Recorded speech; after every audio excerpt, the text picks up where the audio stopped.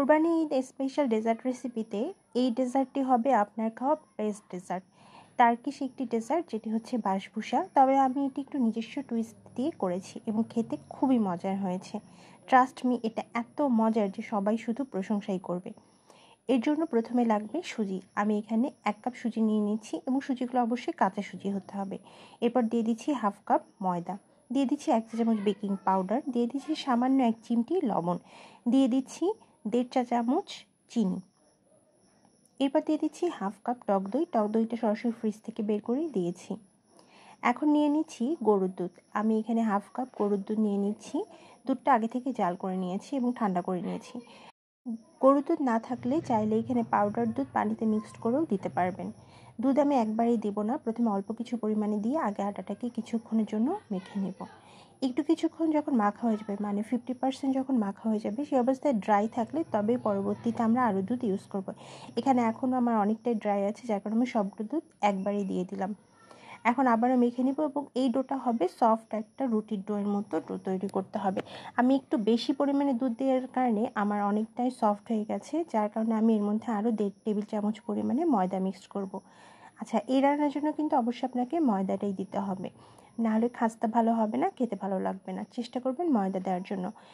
আমার অতিরিক্ত নরম হওয়ার কারণে কিন্তু আমি 1.5 টেবিল চামচ ময়দা মিক্সড করেছি। আপনার যদি ডোটা এরকম পারফেক্ট হয় তাহলে সেক্ষেত্রে ময়দা দেওয়ার আর কোনো প্রয়োজন নেই। এর জন্য চেষ্টা করবেন দুধটা একবারে না দিয়ে অল্প অল্প পরিমাণে দিয়ে মেখে নেওয়ার জন্য।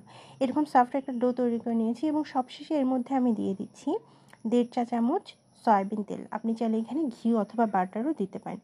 তেল দিয়ে আবারও কিছুক্ষণের জন্য এইভাবে সফটভাবে মেখে নিব, মানে তেলটা সারা ডোতে খুব ভালোভাবে মাখিয়ে নিব।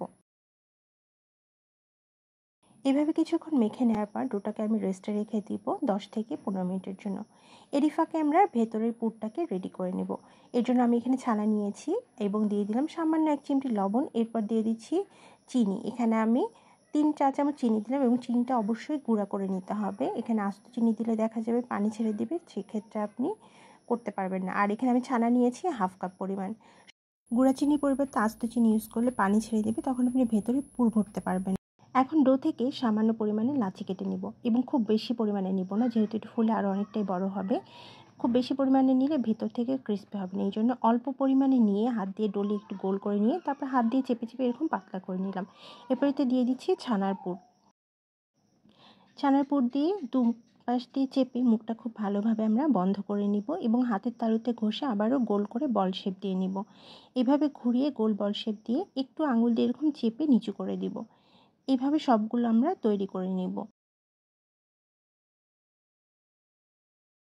এখন শিরা তৈরি করব, যার জন্য চুলে আগে থেকে প্যান বসিয়ে দিয়েছি। এরপর এতে দিয়ে দিলাম 1 কাপ চিনি, এরপর দিয়ে দিচ্ছি 1/2 কাপ পানি এবং সামান্য 1 চিমটি লবণ, আর দিয়ে দিচ্ছি 2টো এলাচ।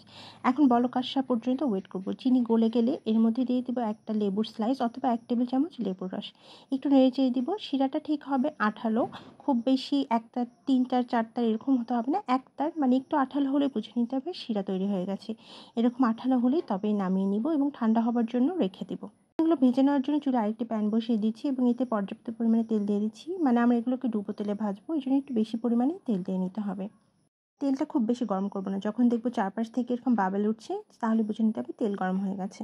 এরপর চুলাটাকে একদম লো ফ্লেমে দিয়ে একটা একটা করে মিষ্টি এর মধ্যে দিয়ে দিব এবং এই মিষ্টিটা অবশ্যই একটু বেশি সময় ধরে ভাজতে হবে, যার কারণে চুলা লো ফ্লেমে দিয়ে আস্তে আস্তে ভাজতে হবে 20 থেকে 25 মিনিট সময় ধরে। এক পাশটা যখন বাদামি কালার হয়ে আসবে, উল্টে দিয়ে এইভাবে চারপাশে গোল্ডেন ব্রাউন কালার ভালো করে ভাজতে হবে এবং এইটা হবে একদম ডিপ ফ্রাই, মানে উপর থেকে যেন খেতে ক্রিস্পি লাগে। তেল ঝরিয়ে নিয়ে গরম অবস্থাতেই শিরাতে দিয়ে দেবো এবং এই পর্যায়ে শিরা থাকবে কুসুম গরম। সবগুলো শিরার মধ্যে দিয়ে প্রথমে 5 মিনিট ভিজিয়ে রাখবো, এরপর উপর দিয়ে একটু শিরা ছড়িয়ে দিব। 5 মিনিট ভেজানো হয়ে গেলে উল্টে দিয়ে আরও 5 মিনিট রেখে দেবো এবং বারবার এইভাবে উপর থেকে একটু শিরা ছড়িয়ে দিব। শিরাতে ডুবে রেখেছিলাম 10 মিনিটের মতো। এখন সবগুলো মিষ্টি উঠিয়ে নিয়েছি। তৈরি হয়ে গেছে আমাদের মজার এই বাসভূসা এবং এটার উপরে ডেকোরেশনের জন্য সামান্য পেস্তা বাদাম দিয়ে দিচ্ছি। টার্কিশ ডেজার্টগুলোতে কিন্তু ওরা দেখা যায় খুব বেশি পরিমাণে পেস্তা বাদামটা ইউজ করে এবং এটার ভিতরটা ঠিক কতটা সুন্দর হয়েছে তাও একটু আপনাদেরকে দেখিয়ে দিচ্ছি। ছানা দেওয়ার কারণে এটার টেস্টটা যে এত মজার হয়, যখন আপনি খাবেন তখনই আসলে এটার টেস্টটা আপনি ফিল করতে পারবেন। এটা কিন্তু খুবই মজার হয়। উপরটা ক্রিস্পি প্লাস রসালো এবং ভিতরে এরকম ছানার টেস্ট এবং রসালো দুটোর কম্বিনেশন কিন্তু অসাধারণ। এবার ঈদে এটি হতে পারে আপনার বানানো বেস্ট ডেজার্ট।